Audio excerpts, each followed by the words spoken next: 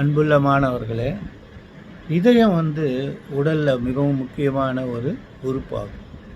இதுதான் உடம்பில் இருக்கிற எல்லா பகுதிகளுக்கும் இரத்தத்தை கொண்டு போய் சேர்த்து அங்கேருந்து மறுபடியும் கொண்டு வந்து இதயத்தில் மற்ற பாகங்களுக்கு கொண்டு போகும்.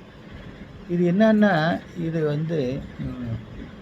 தமனிகள், ஆர்டரின்றது தமனிகள் தான் இரத்தத்தை இதயத்திலிருந்து கொண்டு போய் உடலில் இருக்கிற எல்லா பாகங்களுக்கும் சேர்க்குது.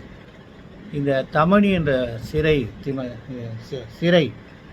என்ற வெயின்ஸ் இங்கேருந்து இருக்கிற ரத்தத்தை எல்லாத்தையும் போய் இதயத்தில் சேர்க்குது. இப்படி தான் ஒரு ரத்தம் உலகம் இந்தியா பூரா உடல் பூரா பரவுது.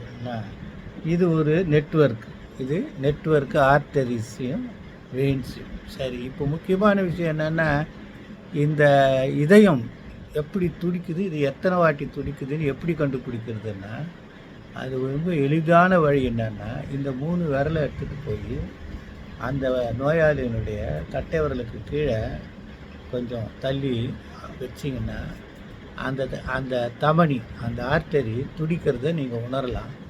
அது எத்தனை வாட்டி துடிக்குதுன்னு எண்ணுங்க இருக்கீங்கன்னா, ஒரு நிமிடத்துக்கு எத்தனை வாட்டி துடிக்கிறீங்கன்னா இதயம் எவ்வாறு இயங்குகிறதுன்னு கண்டுபிடிச்சிடலாம். சாதாரணமாக 60லேருந்து 100 வரைக்கும் இதயம் துடிச்சு இந்த துடிப்பை நீங்கள் உணர்ந்தீங்கன்னா ஓரளவுக்கு நார்மல்னு சொல்லலாம். 100 தான்னா ஜுரம் அப்படின்னு சொல்லலாம்.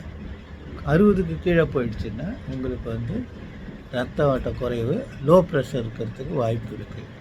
இது மாதிரி பல விஷயங்கள் நீங்கள் உணரக்கூடிய வாய்ப்பு இருக்குது. காலை வணக்கம், நன்றி.